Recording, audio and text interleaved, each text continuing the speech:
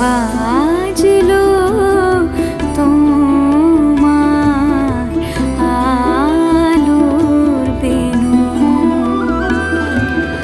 বাজলো তোমার আলোর বেনু।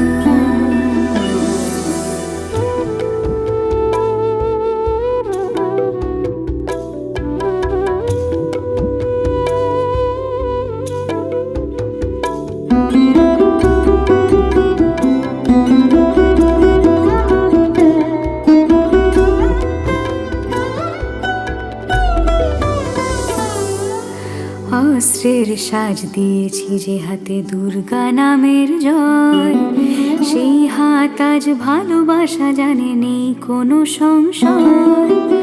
অস্ত্রের সাজ দিয়েছি যে হাতে দুর্গা নামের জয়, সেই হাত আজ ভালোবাসা জানে নেই কোনো সংশয়। 13 পার্বণে হাজার কাহিনী জীবনের 12 মাসে, 13 পার্বণে হাজার কাহিনী জীবনের 12 মাসে। একই পটভূমি চালচিত্রের, কেউ কাঁদে কেউ হাসে। একই পটভূমি চালচিত্রের, কেউ কাঁদে কেউ হাসে। কি হলো? না মানে তোমাকে হঠাৎ খুব আদর করতে ইচ্ছে করছে।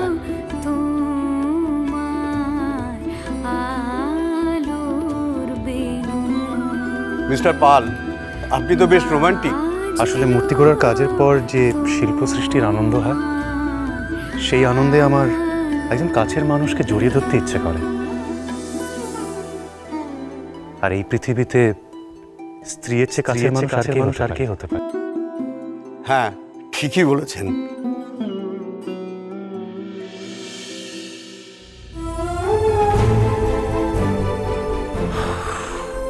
বাঁচা গেছে।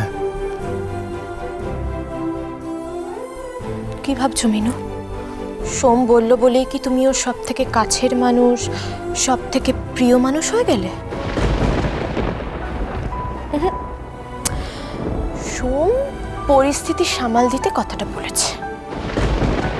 আমি সবটা জানি জাহ্নবী।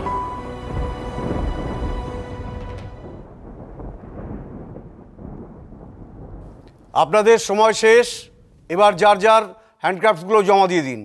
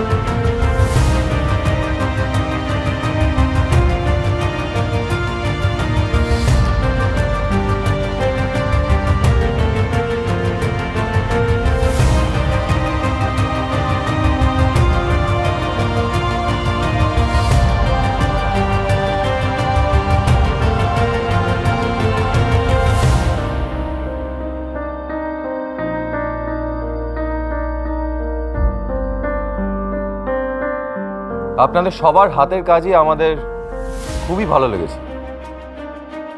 তবে মিস্টার সোমনাথ পাল, আপনার কাজের প্রশংসা আলাদা করে করতেই হচ্ছে।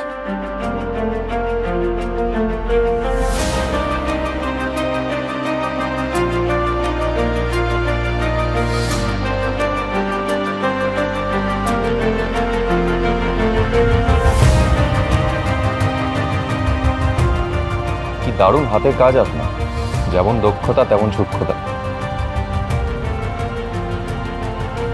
আর সব থেকে বড় কথা হলো আপনার কাজ নিয়ে যেই চিন্তা, যেই ভাবনা। একটা মাটির পুতুল, তাতেও একটা মেসেজ আছে। ব্রিলিয়েন্ট। মূর্তি গড়ার জন্য মূর্তি বানায় না স্যার।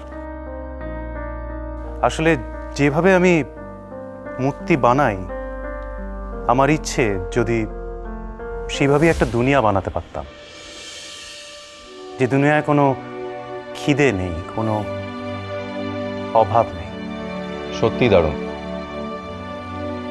একটি মাটির মানুষ যে একটি ঘুড়ির মধ্যে দিয়ে ভগবানের কাছে চিঠি পাঠাচ্ছে, আর সেই চিঠিতে সে এক মুঠো ভাত চাইছে। Brilliant Somnath Babu, hats off. Thank you. আচ্ছা, আমার খুব জানতে ইচ্ছে করছে যে আপনার গুরুকে, মানে আমি কি জানতে পারি আপনার গুরুর নাম কি?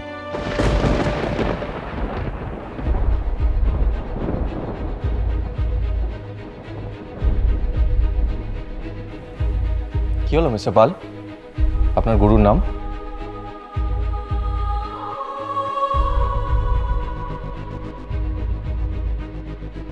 ওনার মানে সোমনাথ পালের গুরু তার বাবা স্বর্গীয় শ্রী কালীকৃষ্ণ পাল।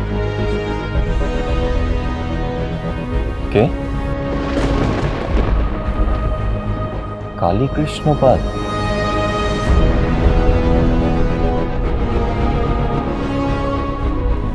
আরে, এই রুদ্রদেব সোমের বাবার নাম শুনে এরকম চমকে উঠলো কেন? সোমনাথবাবু, আপনি কালীকৃষ্ণ পালের ছেলে? হ্যাঁ, কিন্তু সেটা শুনে আপনি এত অবাক হচ্ছেন কেন? না, মানে উনি এত বড় একজন শিল্পীর ছেলে শুনে ভালো লাগলো। হ্যাঁ তাই, স্বর্গীয় শ্রী কালীকৃষ্ণ পালই ওনার বাবা, ওনার গুরু। মিস্টার পল, আপনি যদি এই প্রতিযোগিতায় জয়ী হন আমি খুব খুশি হব। কেন? আপনি কেন খুশি হবেন? বারে, এই কম্পিটিশনে যিনি জিতবেন তিনি আমার পরের প্রজেক্টে আমার সঙ্গে কাজ করবেন, আর এত বড় একজন শিল্পীর ছেলের সঙ্গে যদি আমি কাজ করার সুযোগ পাই, খুশি হব না? এই রুদ্রদেব এখন যতই কথা ঘোরাক, আমার কেমন যেন মনে হচ্ছে এই রুদ্র সোমের বাবার নাম শুনে চমকে উঠল। Anyway, you are done for the day. Will see you সুন।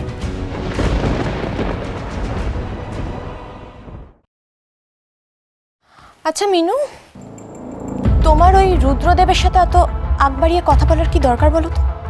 আকবরের কোথায় কথা বললাম জানবি? উনি তো ওর গুরুর নাম জিজ্ঞেস করছিলেন। ও, আর অমনি তুমি বানিয়ে বলে দিলে। বেশ ভালো মিথ্যে বলতে শিখেছো তুমি। মিথ্যে কি আর আমি ইচ্ছে করে বলছি জাহ্নবী? তুমি জানো না কোন পরিস্থিতির মধ্যে পড়ে আজকে আমি মিথ্যে বলতে বাধ্য হচ্ছি, আর আমার এই মিথ্যে বলার জন্য তুমিও কি কিছুটা দায়ী নও? আচ্ছা সোম, তোমার ওই রুদ্রদেব বাবুকে কেমন লাগলো? খারাপ কি, ভালোই তো মনে হবে। না সোম, তুমি বড্ড ইনোসেন্ট, মানুষই চেনো না। তবে আমার কিন্তু ওনাকে ঠিকঠাক লাগলো না। উনি ইচ্ছে করে ভালো মানুষই করছেন। তুমি দেখো, কাল এই মিনুর অপমানের বদলা উনি ঠিক নেবেন, তোমাকে বাদ দিয়ে দেবেন। জাহ্নবী প্লিজ, কেন এসব নেগেটিভ কথা বলছো? এসব কথা তুমি বলো না। হ্যাঁ প্লিজ জানবে, এইসব কথা বলো না। আরে বাবা, আমি কি ইচ্ছে করে বলছি নাকি? আমার মনে হলো আমি তাই বললাম। জাহ্নবী তুমি চুপ করবে? কেন একজন অচেনা মানুষের সম্বন্ধে এত খারাপ কথা বলছো? তুমি কতটুকু চেনো ওই রুদ্রদেবকে? তোমার কথা শুনে তো মনে হচ্ছে তুমি বেশ ভালো করে চেনো ওনাকে। কি চেনো তো মিনু? হ্যাঁ, হয়তো চেনো বলছো না, তবে এই মিথ্যে বলাটা কিন্তু আমি তোমাকে শেখাইনি। মুখ সামলে কথা বলো জানো।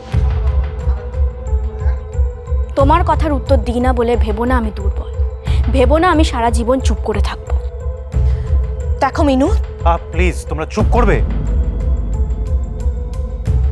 আমার এসব ভালো লাগছে না। চলো বাড়ি চলো। চলো।